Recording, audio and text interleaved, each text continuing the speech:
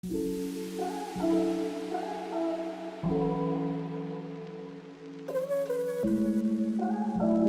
to The Big Break Show, a podcast where we discuss short-term rentals, entrepreneurship, life, mindset, and everything in between. Here are your hosts, Rafa Loza and Jesse Vasquez. What's up, everybody? We're back with another episode of The Big Break Show. Mr. Jesse Vasquez is here with me, as always, and today we have an episode for you. You want to talk about it?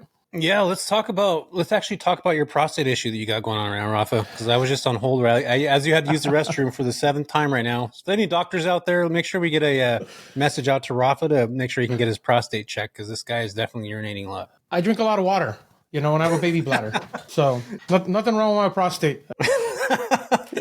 I don't know, you're getting up there in age, man. I know you don't have any gray hair yet, but it's going to happen, dude. I'm just messing with you. Yeah, dude. I got some in here somewhere. Well, Rafa's got a little bit going on. Today was probably one of my favorite episodes that we've had, because for me, I believe in giving back in a lot of ways. And I think having Sean on today to talk about, not only does he help underserved kids that are Black and brown and people of color kind of understand a little bit more about financial literacy, and just he came from a very negative background. Or I guess I don't necessarily know if I want to say negative, because it is negative in a way, but he kind of found himself through that darkness and is able to teach other people now how to do that. And I love the story, man. I love that immigration mindset of learning and building and then showing other people. It's so empowering, dude, to hear. And today was like a good conversation that a lot of people, frankly, should hear. Yeah, I'm actually very, very glad that he came on the show, because it's probably one of the best mindset conversations we've had out of all the episodes. And in terms of mindset, not just business related, we've had great mindset conversations with people, but it's all entrepreneurship or business related. This was life. This was about culture, adversity. It was just overall, I'm still processing a lot of it because it was just so good. We talked a ton about just overcoming BS, right? Taking advantage of the situation you're put in, no matter where or what place of the world you're coming from, no matter what the issues that you're having. It was just an overall really good conversation. He brought out a lot of me that I didn't realize that was happening. And then, just his story from how he was born to where he's at now and what he's doing. We wouldn't even talk about business at all. There was no entrepreneurship talk whatsoever. It became an entire life conversation, which I thought was awesome. I think this is going to be a good one. This will probably be one of our top rated episodes. Yeah. Well, I think the things that he talks about they're very entrepreneurial in the sense of that they're coming from a thought process, from a mentality. And I think, and he talked about that. You don't have belief in yourself, then you don't have anything. I don't remember the exact quote he had. I liked it a lot. I should have wrote it down, but that it's so true, man. And I think a lot of people are going to find value in this episode. And he resonated with you because you were on stage as one of the only Latinos on a stage, man. And I think that's so important to understand that Rafa has a fiduciary, and I don't know how to say that word the right way, obligation to give back to his Latin culture. Right, Rafa? Yeah. I believe that, man. I forgot that I was even on that panel to talk at that event. It's funny. And it's kind of crazy to think about, because the people I was speaking in front of are all multi-millionaires, like just extremely wealthy people. And I'm just like this dude up there just talking about what I do, which is funny. I didn't realize that that's what attracted him to me. And I'm glad it did, because this was great. And I know we're going to have a good relationship, me and him, going forward. And, the fact that he's doing a lot to help people around him is what really liked and appreciated the most out of this entire conversation. So hopefully you guys all like it. Hopefully you guys all enjoy it. It's honestly, this is a good one. I'm going to go back and listen to it again. Without further ado, Mr. Sean Martin. Hey guys, Rafa here. A lot of you guys have been asking me if I have a course, if I teach, if I mentor my short-term rental business. And the answer is I do, actually. I just recently released my very first course. It has about 120 videos. If you're part of the monthly membership, we are adding 2 new videos a month in current issues or projects that I'm working on within the short-term rental business. And we do 1 monthly call live where you have access to me to ask me all the questions you want. So if you're interested in joining the course, or if you want any more info, click the link below. It is application only. We only open it to a certain amount of students every month, because we want people who are serious, who really want to be a part of this, who actually want to take their short-term rental business and grow it, or are starting from scratch and want to learn how to actually acquire properties doing rental arbitrage. If that's you, if you're serious and you really want to do this, click the link below, schedule a call with me or my team, and we'll get you going. Now back to the show.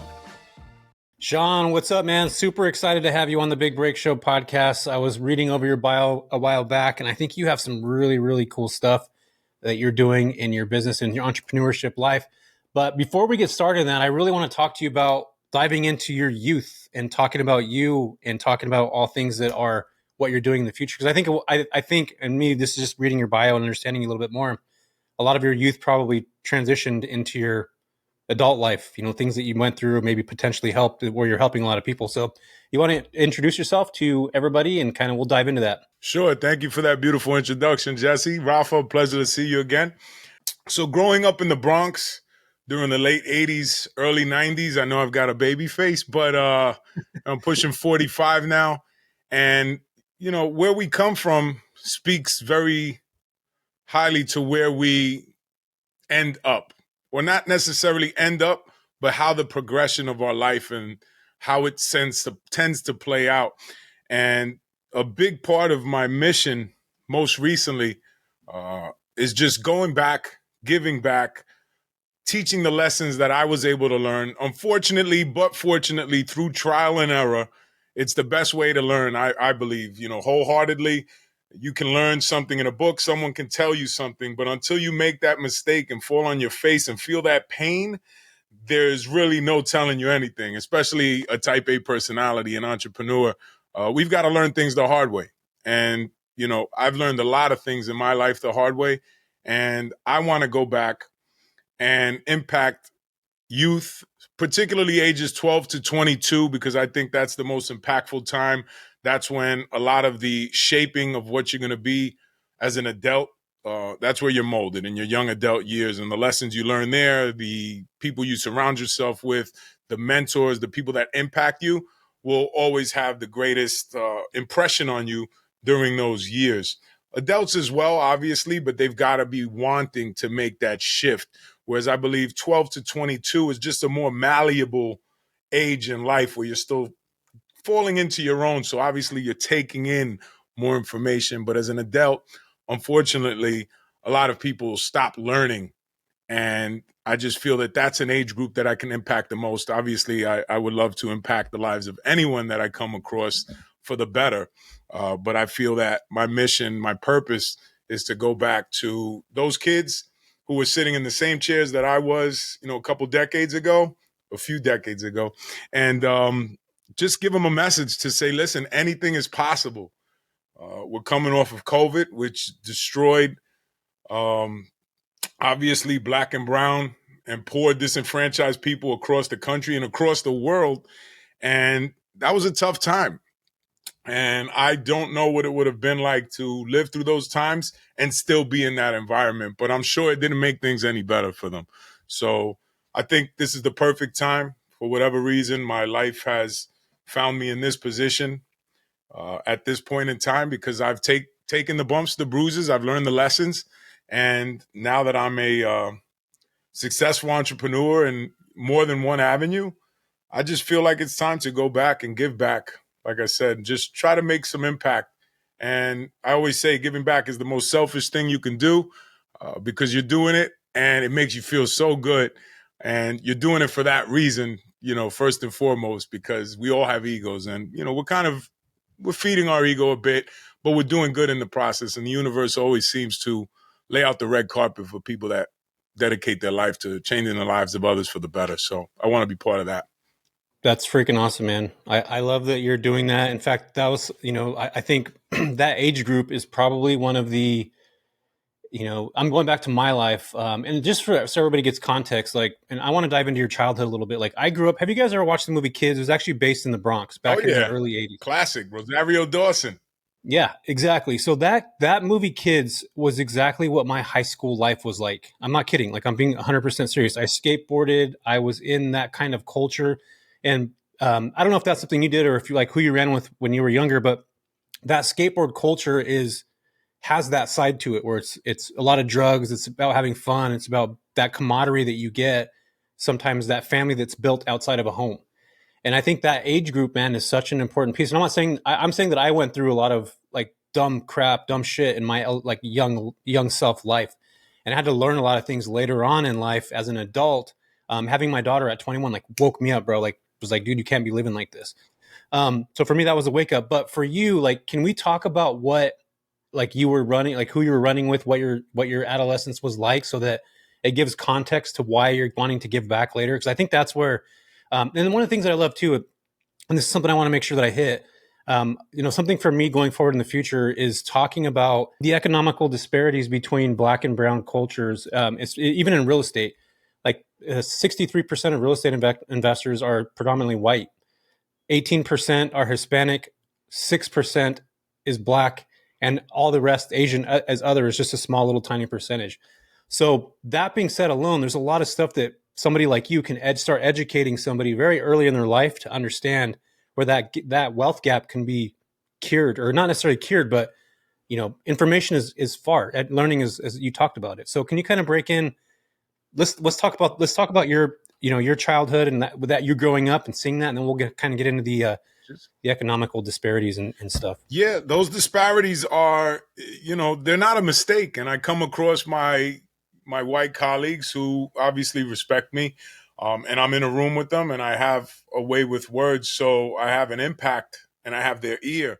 And I try to push that same message across to them. Like, it can't be a mistake that, a third of Latinos and a third of Blacks in the United States live in poverty, whereas opposed to a smaller percentage of, white people or Asians do. Things are cultural, and there is definitely bias toward, darker skin in this country. It's something that makes a lot of people uncomfortable.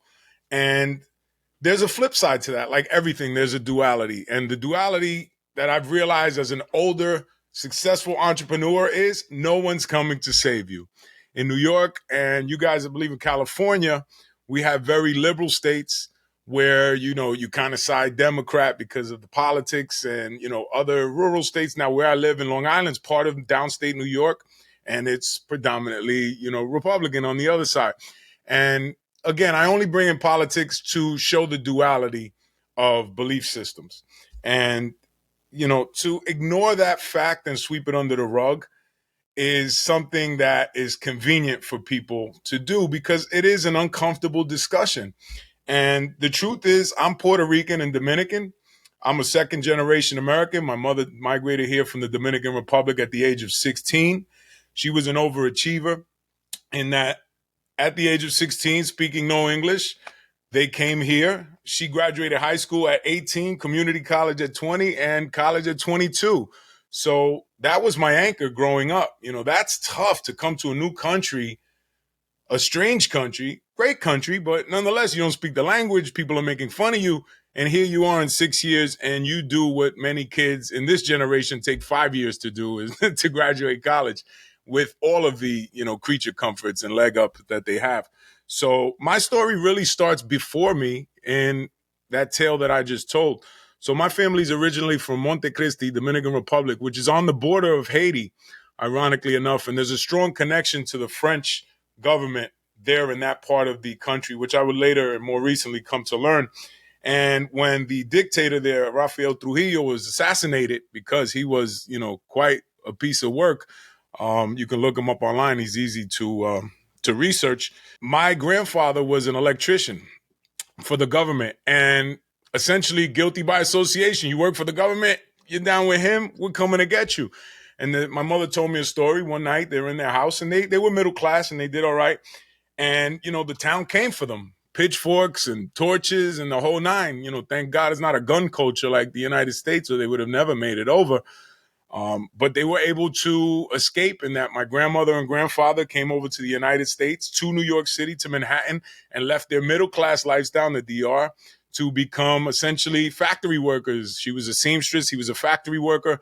And they put all of my aunts in the convent over there. So the nuns and the church took care of them. And she told me stories of abuse and, things that went on there as a teenager before, gradually getting called over as they could afford to bring them over here.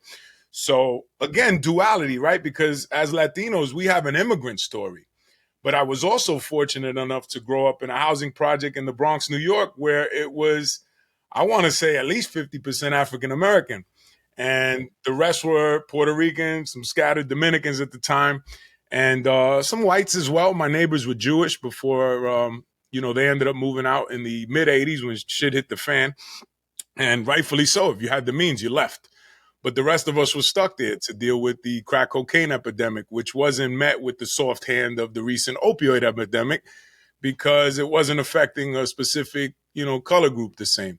So again, these things are all realities. But with all that said, and that is the backdrop of my upbringing, no one's coming to save you, right? Because you've got to do it yourself. And hence why I tie in all the hardships and the good lessons that I've learned growing up and want to go back and try to impact 1-2 kids in a class of 25. I'm happy if I can impact 1 or 2 kids that'll go out there and impact 1 or 2 more, and so on and so forth, because I think we have a responsibility to go back and show the way, because the government isn't going to do it. The teachers are doing the best they can, but they're going home, in a lot of cases to dysfunction, to a non-belief, mindset. They've never seen anybody succeed, with the exception of, and this brings us full circle to your question, drug dealers or hustlers or people that are cutting corners to earn.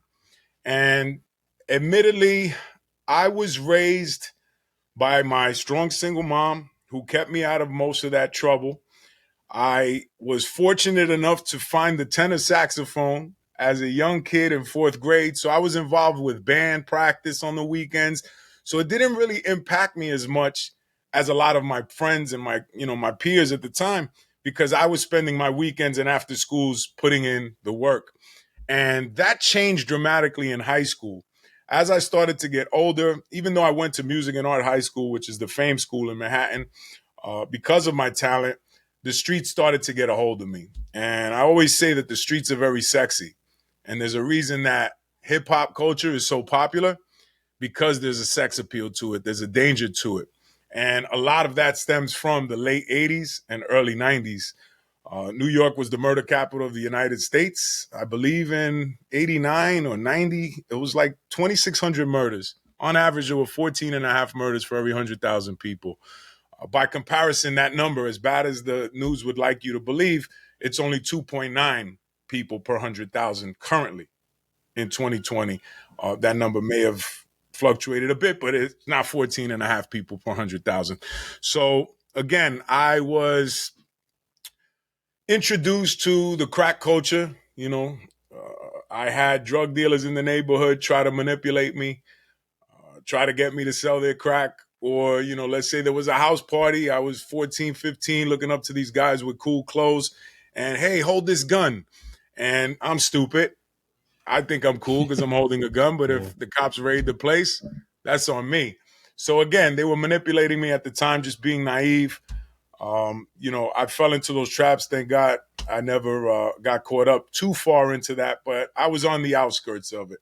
And there were quite a few nights when I was out late or seeing things that I wasn't supposed to see, participating in things I wasn't supposed to be participating in. My mother came and got me a couple times, and late nights out of the street, like, get your ass back to the house, and pulling me away from those bad influences. So I was very fortunate, but most of my friends, not most, but a lot of them weren't.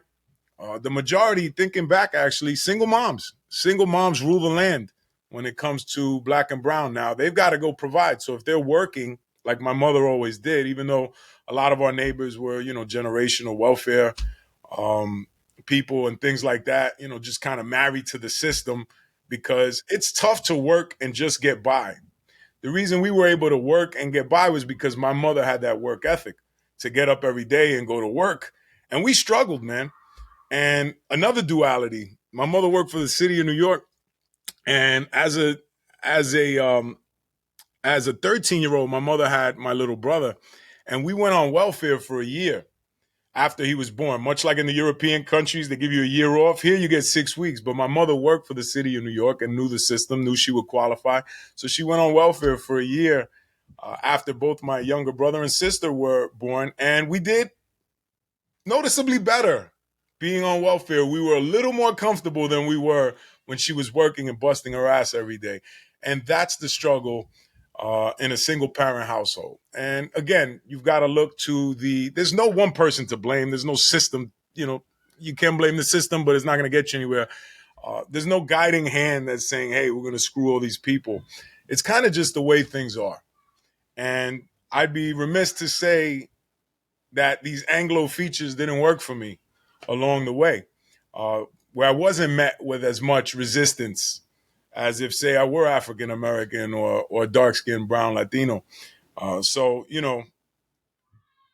I didn't ask for it. I was just fortunate, and I say that fortunate. Here's another crazy story my mother told me. All of my aunts, when they came over, and we look back now, my cousins, for the most part, are all light-skinned. And my aunts all either married or had kids with light-skinned Puerto Rican guys or white guys. And they were trained to marry up. Those were the words from abuela, marry up. Because there's such a shame involved in that color, even within Latin culture. Yeah. And that's something I'm so happy to be able to, sit across from two other Latinos and have a discussion about, because it's not something we can obviously speak to with our white colleagues. And again, it's not their fault. And I get why they feel like, oh, well, I didn't do any of this. And they're right. They didn't. But, again, it's a reality of the world. So, but it's a conversation too. Sean, is that conversation needs to happen. And I think that's where, opening up dialogue for somebody to have, it is uncomfortable, but at the end of the day, there's a level of, I grew up in a predominantly white neighborhood. I was one of the only brown kids in my school. And I remember thinking, like, Rafa, you and I have talked about this before. Like, I remember, like, I just want to fit in with everybody. Right. And it was hard, man. It was really hard. I would have like dirt clouds thrown at me, like being only, one of the only brown kids in school. And then an Indian kid came in my school, a dark skinned Indian guy. And then we banded together. His name was Naveen. We kind of banded together. And man, it's one of those things that when you grow up feeling a certain way, that carries with you your entire life. And there's a lot of people that are privileged enough that they don't have to think about that. And you actually think that that's not even valid or a real conversation. It's not a real issue. I've had great people tell me that. Where it's like, hey, seriously? And I'm like, it's just so far from their reality. And now where I live, it's a bubble. And we got a lot of people that just don't believe it's a problem. They believe the individual's the problem. But again, I'm glad that I have these features. I've had conversations that unfortunately darker skinned Latinos or African Americans wouldn't be able to have with these people, and kind of try to shed some light. Now, whether they receive it or not, some do, some don't, but they're more welcoming of even having the conversation, where it would probably not come up in other instances. So I always try to shine my light. I always try to get the other person's perspective. And I think that's where we're going wrong these days is, we can't agree on everything. We're never going to agree on everything. And just because you don't agree with someone else or you don't understand, take the time to see where they're coming from. Have compassion. A lot of it is, like you were saying earlier, right? It's a culture thing, because you're right. It's a very difficult, uncomfortable conversation to have, and people just don't know how to react to it because they were raised a certain way and they might say the wrong thing, and it might be offensive. Right. It might be wrong, not knowing that they're in the wrong or that they're being offensive. It's just what they know, right? And so I think a big part of it has to be with learning the other side of it, right? Regardless of whether white, black, Hispanic, Asian, it doesn't matter. Learning that other perspective so that or understand a little bit more from where they're coming from. Because a lot of the cases, they don't mean to be wrong. It's just the way that culture was brought up, the way that they were raised, the way that the family is. And like you said, right, with the marry up thing, right? It's just part of the culture thing. It's part of, like, you have to do something. So same thing on a different perspective. When someone says something wrong that's being offensive and you're having an uncomfortable conversation, it's like, oh, did I just mess up? But it's like, well, I didn't know. But at least we're having the conversation, because now I know going forward, right? To make that change and to learn about it and to be a little bit better and to be a little bit different and to be able to share and understand and grow and build perspective with different cultures, different people, right? Mm-hmm. All of that together, I think, just ties in. That's a teachable moment. Yeah. Agreed. And we if we don't get into those conversations, there's nothing being learned. Everybody just continues to believe what they believe to be fact or truth, and you're not taking in another piece of the puzzle. And I think successful entrepreneurs are people that take it all in. They know that you don't know what you don't know, and that's why the mindset thing, as you introduced, for me is so huge. I think I've always been a student. of life, of whatever avenue I'm delving into, whether it be recreationally or professionally. I want to learn. I want to get to know how things work. There's a curiosity that I have, and I think most entrepreneurs have, that makes them different, and that probably carries over to these cultural conversations or uncomfortable situations, because I've met plenty of guys who were willing to listen, and were willing to accept the fact that there were some imbalances. So yeah, man, we just got to keep having those conversations and, moving the needle forward. And especially in a day and time like today where everybody's so dismissive of anything that doesn't line up with what they believe. Fuck that, man. I'm just not with that. I'll never sign up to that perspective of life, because you'll never learn anything. You'll just stay in your little bubble and, be content being you. Yep. No growing.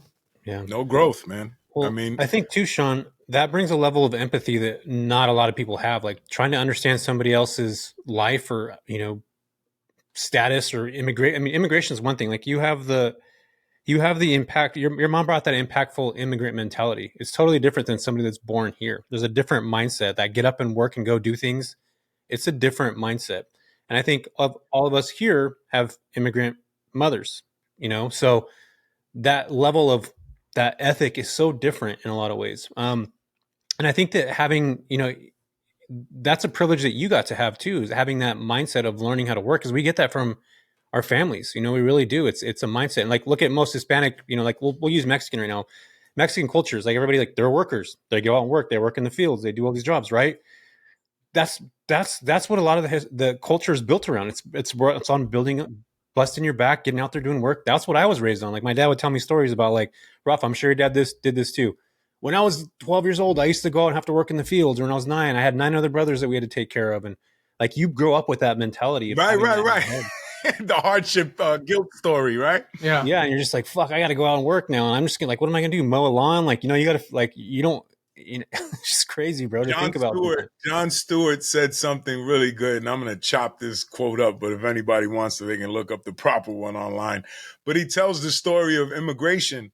And if you're the child of immigrants who actually made that bold move to come to an entirely new country where they most likely didn't speak the language and take a chance on a better life for you, their children, you're guilted through that entire process of how hard they had it to make a life better for you. And then, just like anything else, there's a law of diminishing returns when it comes to that.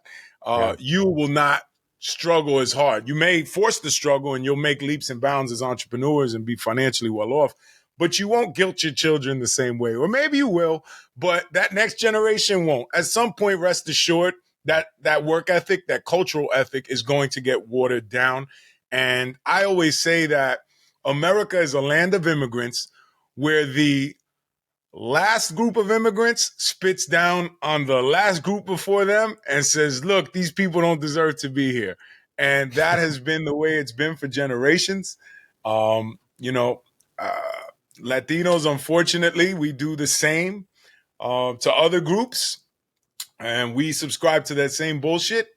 Because I think it's cultural, not cultural in any particular ethnicity, but it's cultural on a whole basis of, we came into this country, we worked, we made it better. And then the next group comes in, they're trying to exploit this, but we didn't come here, to like pay our taxes and get the country together. We came to make a better life and to put food on the table.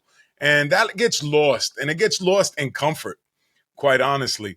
But I wouldn't have it any other way. I don't want to be struggling. I don't want my daughter struggling. I don't want to go into the bodega. You guys have bodegas out there? You call them bodegas on the West Coast? Yeah. So I don't want to go into the bodega to get credit from Willie because we can't pay the bill till Friday when we get paid. And that's what we had to do to make it, She's got no worries when it comes to that. So I do have concerns about raising my kids soft. But at the end of the day, it's human nature to want to give them the things that you didn't have. And I think that is immigration in a nutshell through generations. That ethic gets watered down. The parties aren't as cultural. The food isn't as spicy or tasty or as authentic. It was that cauliflower taco you were having earlier. Hey, I still got it right here, Sean. Look at this shit. I got it right here, man. Oh, it's Rafa, you want a funny. bite? I know you do. Oh, dude.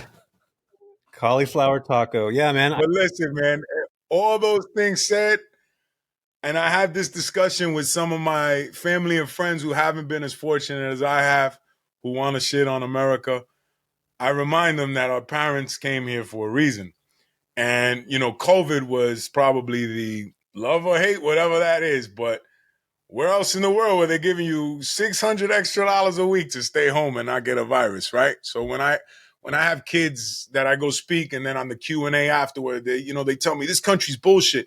And it's young African-American kids or young Latino kids telling me this country's bullshit. They have a chip on their shoulder. Yeah. As they should, because they're still struggling and they're in an unfair situation, all things considered. I was that kid at one point, but I pulled them to the side and I used that COVID example because most people can relate to that, right? You lost your job. All right, the government sent you a check. And again, that's just one thing. Whether you agree with it or not, I'm not saying I do or I don't. I'm just saying, where else in the world was that a thing? Probably not in many countries, only the utmost developed European countries outside of the United States, where people were getting checks to stay home and stay safe. Again, not trying to get political, but that moment right there makes me somebody who that young person is going to remember. They're going to remember that I said that. And gradually, as they become successful and they start to stack wins in their life, that chip is going to get removed from their shoulder. And Tony Robbins, who's a big mentor of mine, and a lot of stuff that I preach, is straight from his mouth and regurgitated. Nothing removes the chip from one's shoulder like the feeling of success. And just think back to when you guys started out and where you are now. That chip is a lot smaller than it used to be, I'm sure. I know mine it's not gone yet, but it's pretty damn small compared to that brick, not even brick, that cinder block I used to have on my shoulder. Well, I'm looking at Rafa right now, and he's sitting sideways, dude. So I don't know if it's completely gone yet, but he's still hungry, baby. Yeah. No. Nothing wrong with that. Never lose that. I'm just kidding, but yeah, man, I think that's this is something that I feel like I've been suppressing these conversations, and you've probably seen, Rafa. I'm excited about these conversations because I think it's our duty as Latinos to be able to go out there and talk about these things, and to be to empower other Latinos to have the same mindset, that have that idea. Like, if Rafa's able to do it, if Sean's able to do it, why can't I do it? And I think you're right, man. Like, you're able to look around. Like, I didn't come from like having. I came from a very middle class family. My dad was an engineer that worked for a big corporate company, and we lived a middle class life. But what I'm saying is that I had people that I could look at and be like, that were successful, whether they went to college or whatever it is. But there's a lot of people that grow up, they don't have that, where just exactly what you said. There's a successful drug dealer or somebody with a new car or whatever it is. That's who their idols become, right? Because most people have idols, whether they want to believe it or not. They truly do. Or a God. Let's call it a God. God to something, or whatever degree. But I think at a certain point, you start to realize that, you get to decide what your life is. And that's what makes this country so fucking amazing, is that you can come from nothing or from another country. And how many stories have we heard that I get excited about, where it's like, I came here with $100 in my pocket, and now you're talking to this dude that has, 500 million. And that's what's so cool about being here in this country. I'm getting goosebumps talking about this right now, because we do live in a place that provides opportunities, but those opportunities go to those who want them. And those that are going to take advantage of the opportunity that's here. And we see it all the time, where there's a lot of people that are born in this country will come here and become doctors and do all these things because they see the advantages that are here. When a lot of times people that were born and raised here, Hispanic, white, whatever you want to call it, same thing, grow up and they don't see those opportunities in front of us. But again, I think that there's so much here for so many people, man. And having those conversations with the youth is where it starts. It truly does, because they're going to grow up with that. They're going to understand that and see things in a different way than what they're used to, than what they're around. Perception is reality. Yeah, dude. And I want to touch on that a little bit, because there's something important to be said, right? My parents came here for a reason, right? They left the society and culture of living in Mexico, right? They brought us here for a reason. I think there's something to be said about the fact that culture blaming, right, or people blaming the culture about, oh, everybody has an unfair advantage. Look, everybody has an unfair advantage in life. Everybody. It doesn't matter where you're from, whether you were born here, whether you were born in a different country. There's always something wrong, right? There's other people that are more fortunate than us. Sure, right? There's generational wealth. People have been living here from the beginning of time, right? From the beginning of the country, who are just handing stuff down and handing stuff down. But like you said earlier, it's a generation of immigrants versus a generation of immigrants versus a generation of immigrants. And I think if we all come into it and just stop blaming the system or the culture for something and focus on what we want to do and grow and build ourselves, the opportunity is there, man. All you got to do is reach out and grab it, right? Oh yeah, it's unfair. We're not getting, free handouts, or, I wasn't born in a wealthy community, or I was born in a shittier part of town. Look, we all have something that holds us down or that weighs us down. But on the flip side, that thing, that chip on your shoulder that's weighing you down and holding you down, if you grab it and hold it, it'll make you something great, right? All of the people that I know that are successful have worked to be successful. I only know maybe one or two people who happen to already be successful because of family. But the majority, 99.9% of the people around me have all worked to get to where they're at. All of them. Because they had something to prove. They had to get that chip off their shoulder. They took advantage of it and they turned it into an opportunity. They grabbed the opportunity and they went full-fledged towards it, right? And now they're living life. And now they're going to be the ones handing the stuff to their kids, who the kids are going to be the ones that are like, oh, I don't know about this country, or they'll find something to complain about because, again, they don't know the struggles of what we had to go through, what the family had to go through, what the parents had to go through. And that's just the thing, that it's just a cycle, right? Until something else happens to where they're like, shit, now I have to figure something out. What's that struggle? You know what I mean? So, and I think that's why us as entrepreneurs, we just do very well with our business, because we can get through hardships. We can figure out, hey, look, this isn't the worst thing that's ever happened to us, right? There's bigger problems out there than to deal with the bullshit problem in our lives that doesn't really matter. You know what I mean? Absolutely, man. And, all success begins with belief. And the only person who has to believe in you is you. The downside to growing up in those poverty mindset environments, no matter what color or what part of the country or the world you're in, is that you're probably not going to find too much of a support system for your beliefs. And a lot of times those dreams will get killed before you're even able to start taking the steps toward them.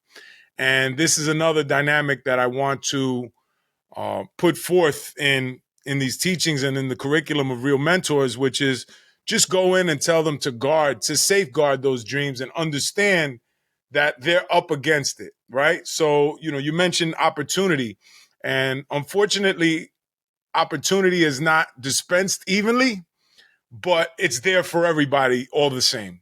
And let me tell you, the more pain that you go through and you're able to conquer, the better story you'll have in the end. And that's irregardless of who you are, where you come from. And that's what I think speaks to the whole, America's great thing is there's some countries that no matter what you do, no matter, how much you try, you're going to end up wherever the society, caps you. And, unfortunately, we're born in a pot of gold, some of us, and we can't see it for what it is. But that's why people are knocking down the doors to get over here. And again, when I can shine that light, whether it be with a family member, friend, or one of these young kids when I'm at a speaking engagement, I take every opportunity to let them know that the power of belief is the end all be all. Because without that, you're just not getting anywhere. If you don't believe in yourself and your ability to overcome these obstacles, you have zero chance of succeeding. Zero. So, there's no shame in working a job. But if you have that desire, and not everybody does, right? If everybody had the desire, then everybody be fucking well off. But just society, human nature, unfortunately, doesn't work that way. And I think, compassion is the key to understand that everybody plays a role in society, right? Every entrepreneur is very proud of that fire that's driven them to be independent. But you can't knock an employee, because at the end of the day, what's your company without employees, right? So you try to give them a good living. So you allow them to provide and understand and be compassionate toward their struggles and their, the things that they have to overcome on a daily basis. Now, the real suffering happens when you have that fire in your belly, but you're not making strides toward bettering yourself. And that's why this past year for me has been all about self-improvement. I have spent more money, time, and energy educating myself on myself this past year than at any other point in my life. And it has paid off dramatically. I can't, Rafa and I actually met at a mastermind in Chicago, a Legacy Wealth Summit, where I was visiting one of my real estate partners, who I met through Tony Robbins Platinum Partnership, another mastermind. And, investing in yourself is the best investment you can ever make. And that speaks to any level. And that's another thing that, as young people, we don't understand. We're taught to go to school and follow the system. And, if you get out, you're going to get a good job. And again, it's not to knock education. Education did very well for me, but it wasn't where I found success and fulfillment. And ultimately, I don't think many people do. The good majority of people follow the rules and fall short in the fulfillment department. And, that's why I can say I'm truly blessed and grateful. And I wake up with that attitude each and every day. And I continue to work on myself. And just like I don't know what I don't know about real estate or your story, if you're the guy sitting across from me, I don't know what I don't know about myself. And how many of us are actually open to learning more about ourselves and uncovering the truths, the ugly truths about things, or who we are and things that we can. I always say, right, I was raised and I learned some really valuable lessons and I learned some really bad lessons, drugs, alcohol, Friday, Saturday nights were, partying and, kids are hanging out in the other room. And again, don't regret any of it, but that is not normal, nor should it be normal. But in too many instances, that is considered the norm, right? So they don't know what they don't know. They don't know that, this isn't part of life. And for so many years, until recently, that was my life. It was, let's party, let's have a good time. And that fire I've had, that entrepreneurial spirit has always been strong enough to burn through. And I've been able to do well for myself. But this last year of just diving headfirst into the deep end, into self-development, the leaps and bounds of progress that I've been able to make are just phenomenal. And I'm curious to know, Rafa, how about you? Because what attracted me to you, I'd be lying if I wasn't saying that, you were on a panel at the Legacy Summit and you were one of the few Latino faces. So I loved your story. I loved your business model. I thought it was dope. I know people that do Airbnb as a vacation home and write it off and do a couple of things, but to hear what you were doing on the level you were doing it and actually turning apartment buildings into like hotels. And I mean, it fascinated me. And to have a fellow Latino doing that, there was a genuine sense of pride. And, I made it my business to come over and speak to him. And here we are. So what's been your journey in terms of self-help? And, you guys are interviewing me, but I want to know a little bit more about you guys. Yeah, man, I appreciate you saying all that, man. It means a lot. It really does. I appreciate that. I was born in Mexico, right? Came here. My parents, they instilled the working thing that we've been talking about, right? You got to work, you got to work, you got to work.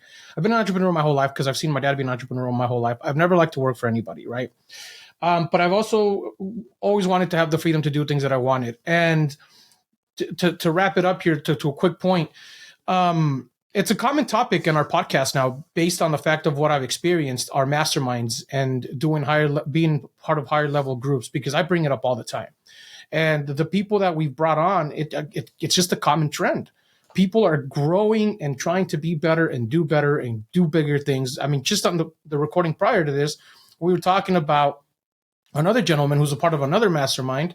And it was another topic. We talked about what he's done to invest in himself and how he's putting a lot of money into his growth. I got into business because I wanted to have some money to be able to live my lazy lifestyle. That's what it was. I was lazy. I wanted my lazy lifestyle. I wanted to kick my feet up and play video games and not have to worry about going to work in the mornings, being honest. And I got to a point where I had enough units to cover those costs and to do what I wanted. And then I realized I wasn't very happy. You can only kick your feet up long enough and watch enough TV till you go, what the hell am I doing? Like, where's my life going? Right? I was making good money, but there was no purpose behind what I was doing. And so, and then COVID comes around and my business shuts down. Everything kind of goes to shit. And I was just happened to be really good at one thing, which was the short-term rentals. And I said, hey, maybe I should just turn this into a legitimate business. So it's what I decided to do. Well, how do I learn that? I know how to start a business. I'm an entrepreneur, but I don't know how to actually truly run a true business. And so I started learning and doing a bunch of research and reading the books. And then I said, how do I become a bigger, better person of myself? And the only answer was joining a mastermind group of people who are doing bigger, better things than me that I can actually copy and mimic and do, right? Because if I copied my dad's lifestyle of entrepreneurship, then I can always copy someone's lifestyle in terms of their living, their entrepreneurship journey, their way of growing their business. That's what I did. And so I joined a mastermind and I started investing in myself. I've probably spent about, I don't know, probably close to about 100 grand, maybe a little bit more this year. Just on, you know, and we're not even done with the year yet. You know what I mean? And just on self-betterment, courses, books, mastermind groups. I mean, just on masterminds alone, I'm close to like 70K. That's not including the travel, the lodging. Yeah, not including the travel or the lodging at all. Yeah, you're right. I'm well over. Yeah, dude. And so we all know like those, I'm not throwing numbers just to be like, oh, I want to boast these numbers, but it's the amount of what I'm willing to put into myself to get myself to be better, do better, to grow, to become just a better version of myself and to help those around me become a better version of myself. I pride myself very much on that. With that said, right, we're doing well. We're blessed. We're spending 6 figures a year or more on self-development. You know, for people that think that's fucking crazy who are listening right now, how much do you spend on college? So I graduated in 2000. It was 27.5 all in. Obviously, I had some scholarships, some grants because I was from the hood and I paid my taxes back and then some. So the government, thank you for that. And those, those programs that actually work. And, the bottom line is this: for the person who's listening right now and says, I don't have that, what's available to them in terms of entry-level masterminds where they can get in? Because I have friends and family tell me, what are you doing? And I always say, listen, YouTube, Instagram, Podcast. What does your feed look like? Is it full of bullshit and entertainment? Because that's what you send me all the time. And that's fine. I get a laugh. I got a little bit of that on my feed too. But 95% of it is motivation, inspiration, other entrepreneurs that I've met along the way. So I'm surrounding myself, even in my social media setting, with those people. And, I think that's probably the lowest hanging fruit for anybody looking to get into fitness or real estate or any industry for that matter. Surround yourself on your Instagram, your TikTok. Stop wasting your time with funny videos. I mean, great. They're funny, but you're just passing the time, wasting away. Whereas you can actually delete all that shit and go look for those suggestions that are going to move you forward, because now you're starting to fill your world. Now, you don't need $1 for that. That's absolutely free. But I guess, what was your first mastermind experience and what did that cost you? Just curious, not to put you on the spot. No, you're fine. Actually, when I started short-term rentals, I needed to learn how to systemize and do automation and all that stuff. And I had no idea how to do it. And I found a guy that was charging $600 for a set of videos. And I was like, fuck, $600. I was like, I can't spend $600 on this. Like, I was broke. I was like, I don't know if I was like, seriously, I was like, dude, no joke, $600 back then. I was like, oh my gosh. I was like, and I said, hey, you know what? I was like, I'm sick of this. Like, I was working graveyard. I was like, I'm not doing this shit. Like, I need to figure out what I'm going to do with my life. And I was like, I'm just putting the $600 towards it. I'm thinking to myself, like, I'm spending this shit probably in a month or two on drinks anyway. Might as well invest into something that, like, that's literally what I compare to. I compare a lot of that to that now because, like, we were going out and eating and drinking. It's like, dude. So I was like, you know what? I put the $600 to it. That was the first thing I ever joined. And it wasn't even a mastermind. It was just somebody's little course. It probably had like 20 something videos. And I was like, wow, okay. And because of that, the next thing I joined was a $5,000 mastermind.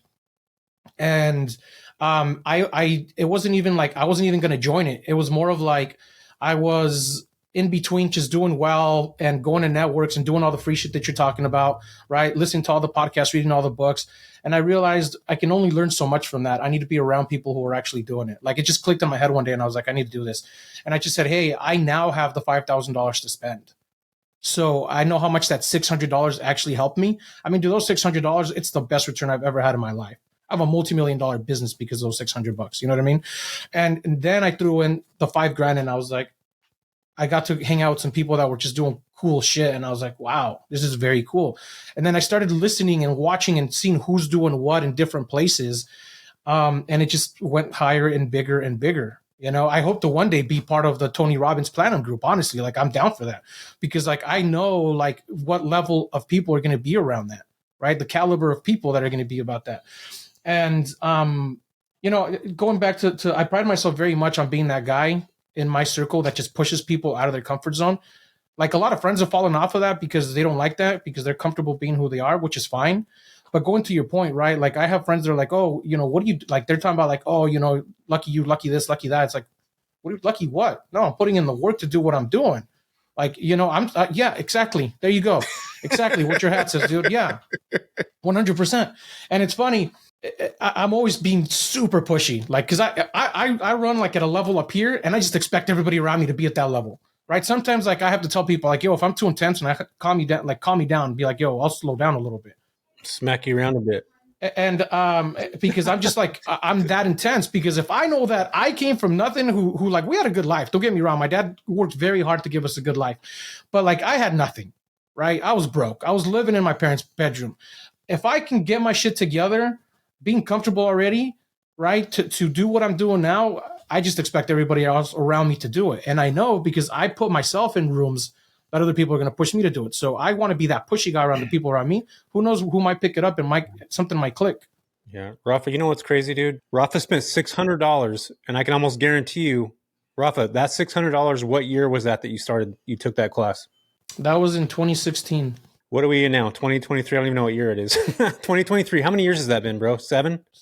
So that's how long it takes sometimes for people to become multimillionaires with spending $600. It doesn't happen overnight. Granted, there are people that does happen to, but most people are going to fucking grind.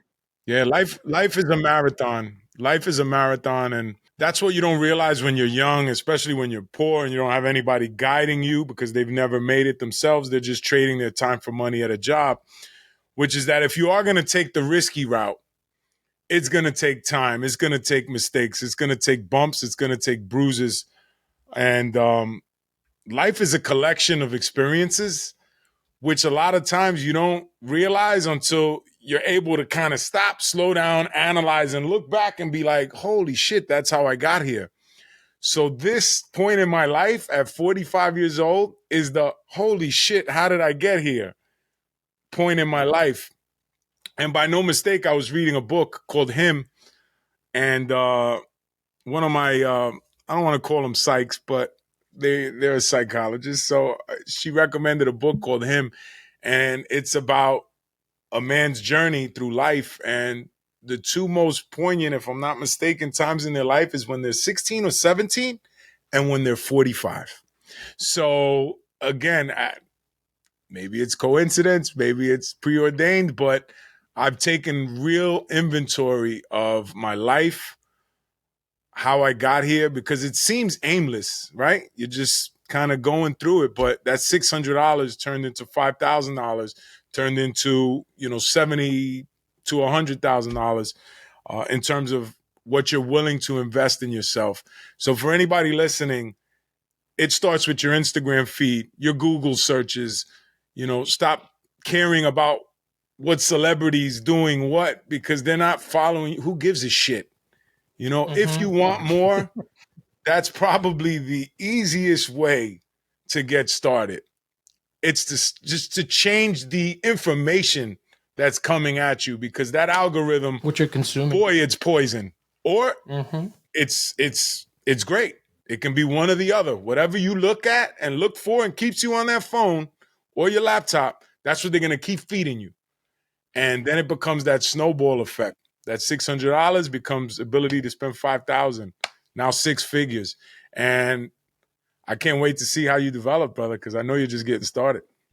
Well, not only that, dude, but look at this too, because Rafa brought something up earlier, and this is another thing I want to make sure everybody understands, and this hits home to some people.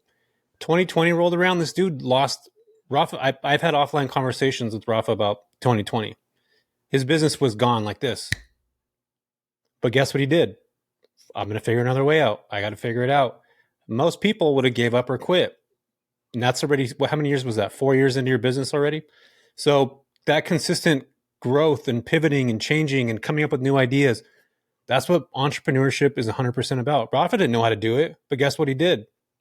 He fucking figured it out. Like, that's what entrepreneurship is about. It's like, not everybody knows what they're doing, dude. They're figuring out as they go. In fact, people that I think that say they have it all figured out, they don't know what they're doing. Like, they're just figuring Those are it the out. people you don't want to listen to, for sure, for sure. That, if the world is black and white, just go the other way from that conversation, because it's all gray. It's all gray. You know, somebody said people want things to be equal and even. And unfortunately, that's just not the way of the world, no matter where you fall in the world. So you've been fortunate enough to be born in the United States. You had no control over that. The majority of the world lives on $2 a day or less.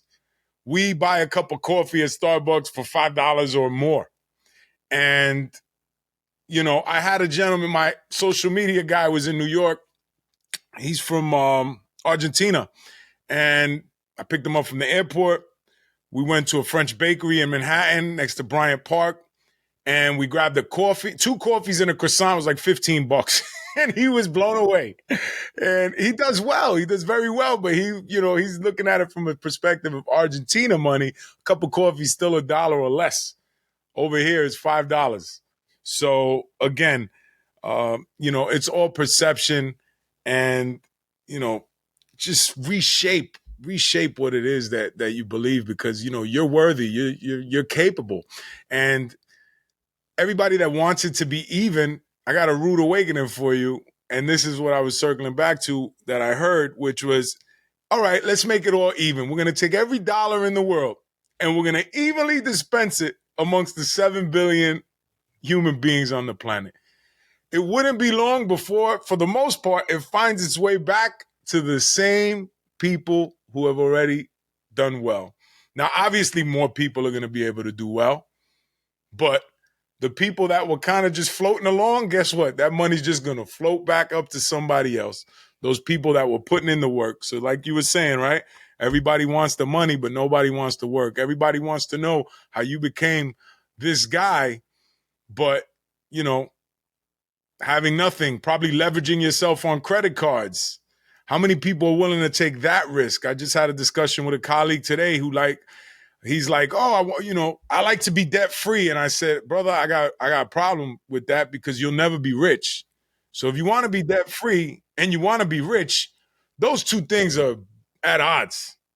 There's no way that what you have in your pocket, your bank account, is going to get you to being wealthy. You have to take a chance. You got to take someone else's money, and even at this high interest rate now, and find a more lucrative opportunity. And where that gap is, that's where you pull your money out. And that's the difference between rich and, let's say comfortable. Not necessarily poor or broke, but comfortable. People want to be comfortable. They don't want to take the risk, but they want to get to the promised land. And unfortunately, there's no promised land without taking that risk. And being in the real estate game, I am learning that now. And even despite these high interest rates, I'm willing to take the risk because the returns are worth it. And, part of being a successful entrepreneur is embracing the risk, not knowing the outcome, and knowing that if you fell on your face hard as fuck, you're going to get back up anyway and just try another way. And that is what separates some people. Some people, I'd love to say that everybody had that, but the reality probably is not that everybody has the moxie to just, keep fighting. Sean, not everybody has that drive that you have, man. In fact, I was talking to my wife about this, and she's just like, we were talking about doing things, and she's like, not everybody could do what you're doing. Like, not everybody could do that kind of stuff. Not everybody's going to try to do that. And like, I'm like Rafa, we're like, anybody that I'm with, and this is something I had to unlearn, I expect them to be here with me. But in reality, not everybody's going to be here with you. Like, they're just not. And I think that was a big, valuable lesson for me to learn, is that most people aren't willing to do the things to get to that level. or even have the standards that you do. Like I have higher standards of people that are my family and friends than they have of themselves, because I know what's capable and they don't. And a lot of times, like you try to talk to them about it. In fact, I had a falling out with my brother about this. And Rafa, I know you probably have at a certain point too, where it's like, how it is to build stuff, and you want the people around you to be able to do the same thing. But at the end of the day, they're not asking for that information. They're not asking you, like, and I learned that the hard way too. It's like, hey man, you could do this. If you did this different, you might have this. But in reality, like even your own family probably doesn't want that for themselves. They don't want to go out and do those things, and they didn't ask you for it. And I think that's where you're doing something right now, where there's underserved children in a certain space that are asking for something.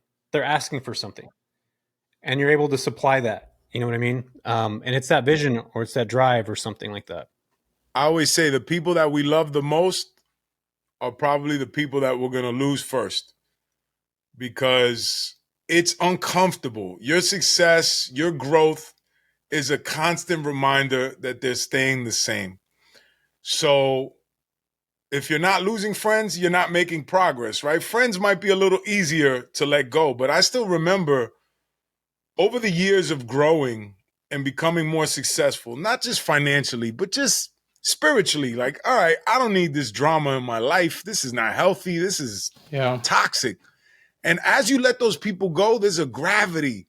There's a pit in your stomach that you just feel bad, and you think about them way too much.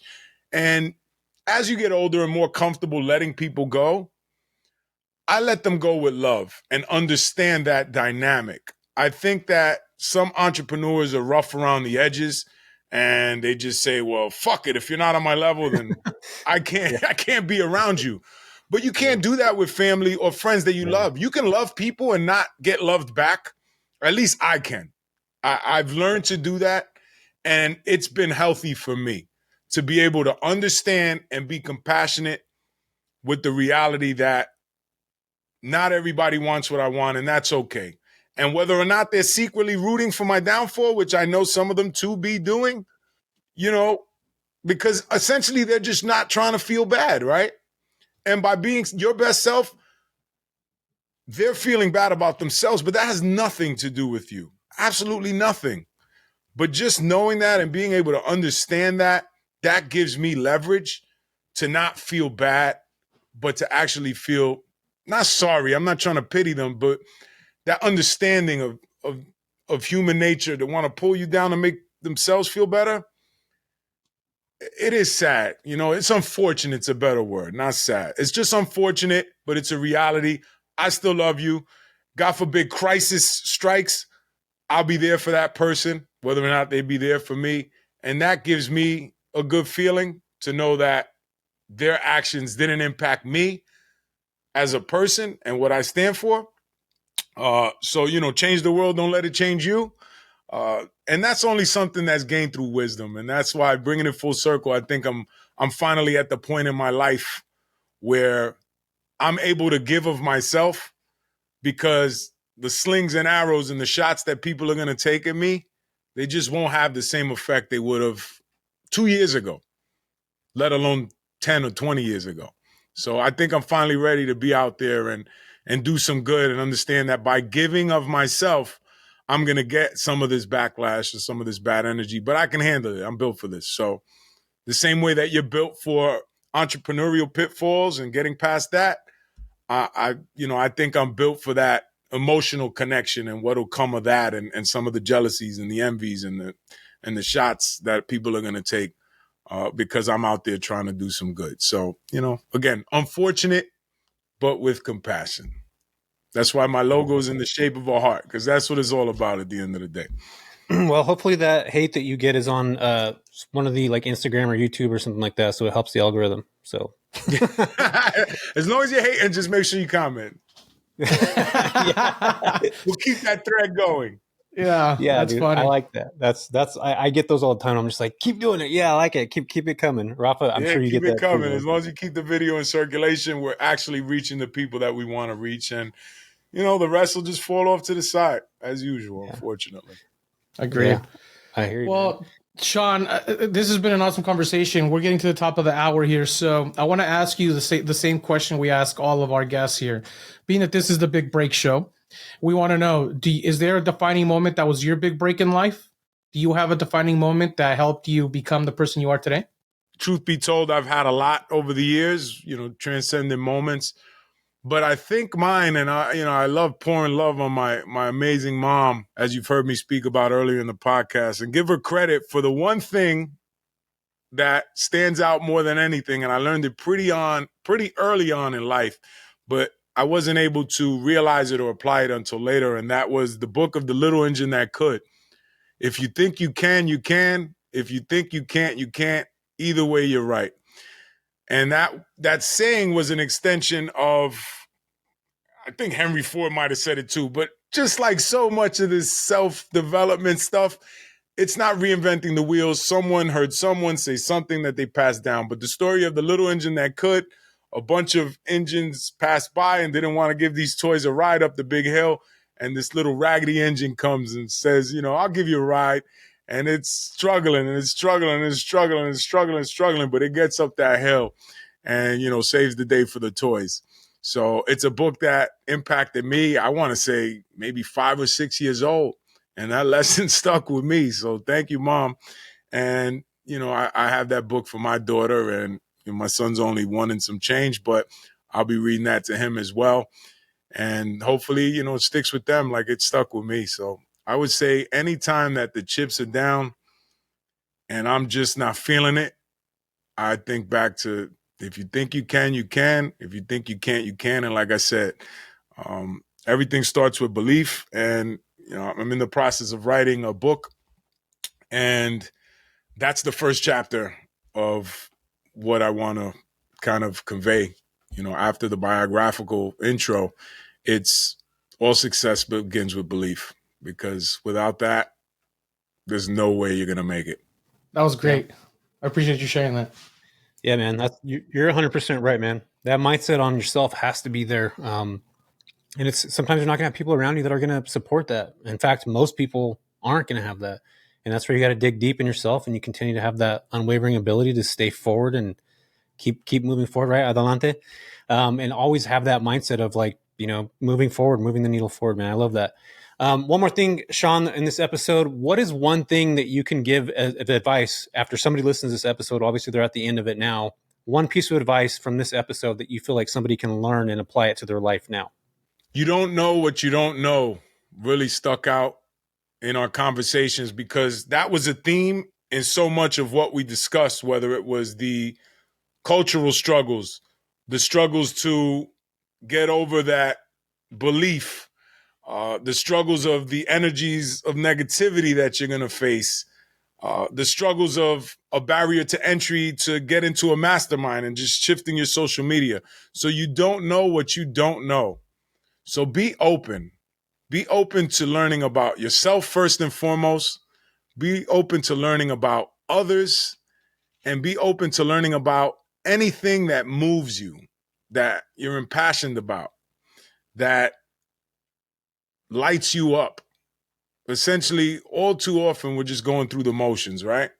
If you're fortunate enough to find something, whether you be 12, 32, 42, 52 years old, and you're unhappy doing what you're doing, start diving into what it is that lights you up. Understand that you don't know what you don't know, and get on the internet. And, again, what a resource that I didn't have as a child. And I'm kind of glad I didn't, because it's just so misused with all the information that's available to people. They choose to be entertained instead of educated. And I think, Rafa and I's personal journey in self-help and masterminds, which brought us here today, ultimately are a testament to the fact that we're always learning. But this is more structured, specific learning as opposed to school, which is just a well-rounded approach to life and learning and history and math and things that we unfortunately don't use once we leave for the most part. We can choose to learn whatever we want after school. And, what are you learning about? Yeah, I love it, man. Well, Sean, you said it all today, man. From your mom coming from Venezuela, right? DR, Dominican Republic. Dominican, to come in to learn the saxophone, and then growing up in the wrong spot. I mean, not necessarily the wrong spot. I think it was the right spot for you to grow up, because It was the right spot. No regrets. Yeah, it was the right spot to grow up, and you had the right kind of mindset coming into it, and you didn't fall in the trap, and you got a college education, from playing a saxophone, I'm assuming. So I mean, yeah, man, the system worked for you in a way, and I think that's something to look at as a glimmer of hope in this space. But where can folks find you, Sean, on Instagram or on YouTube or anything like that? Sure, you can follow me on Instagram at the Sean Martin, TheSeanMartin. Also TikTok, Sean Martin Speaker, Facebook, Sean Martin, or SeanMartinSpeaker.com as well is coming soon. And what we're trying to do is really dive into the author title, which will empower me as a professional speaker, and then ultimately be able to push Real Success Mentors, which is a curriculum that I'm in the process of creating, and REAL being an acronym for real life examples altering lives. People like myself, yourselves, that can go into our neighborhoods where we come from, to people that look like us, think like us, and went through what we went through, and give back. And that's the ultimate goal, but there is a progression to it. So I'm literally just starting out on this career path, and I've been fortunate enough to be successful in others, which allow me the time, freedom, flexibility, and financial capability to make this happen. So thank you guys for having me and being able to shine a light on that for sure. Thanks, buddy. This was awesome. Thanks for coming on. This is a great conversation. The crazy thing, guys, we didn't even go into Sean's business stuff. Today was just all mindset, trials, tribulations, all that stuff, man. So in the end, that's more important than the details of the business, right? I mean, if we're in a mastermind, or we wanted to talk about, short-term rentals and scaling, or we wanted to talk about durable medical equipment, it's really not that fascinating, right? I think there's more to learn about the person and how they got. Wait, hang on a sec. Did you work in DME? I worked in that for 17 years, man. Get out of here. Look at that at the end. We're going to need a part 2 to this thing. I own a durable medical equipment company. That's where I made my money. I still make my money doing that. Bro, I built $1 million businesses in the DME world. Oxygen, wheelchairs, walkers, any bent metal, all that stuff. You got to love it. All right, Jesse, I think we're going to continue this conversation after we cut. We definitely got to circle back, man, and just chop it up. You guys ever out in New York? We should be. I might be out there in November. Hopefully, it'll be the November where I'm not away. I'm away in the second week of November, but I would definitely, I'll drive wherever it is to come meet you for sure. And Jesse, same, man. If you're ever out on this side of town, you got a friend, we'll chop it up about the DME. For sure, man. Yeah, I'm down. Well, I appreciate you for being here, man. Thank you again, gentlemen. Go finish up that cold taco.